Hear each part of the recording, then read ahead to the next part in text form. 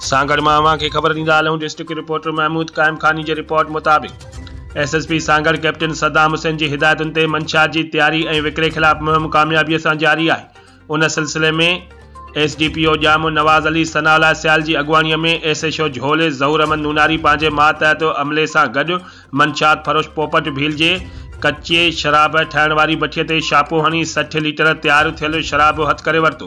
100 litre अण तैयार थियल शराब मौके ते ई ज़ाया कयो वियो ऐं भठीअ खे राहे पट कयो वियो।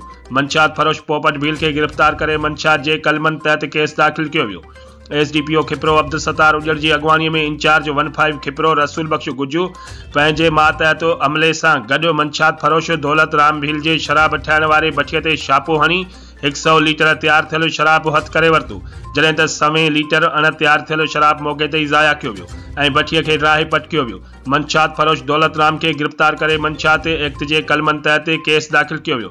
ॿी कार्रवाईअ में स्निप चेकिंग ऐं नाकाबंदी दौरान 2 शकी मोटरसाइकिल खे ॿ मोटरसाइकिलनि खे पुलिस कब्ज़े में वठी छॾियो।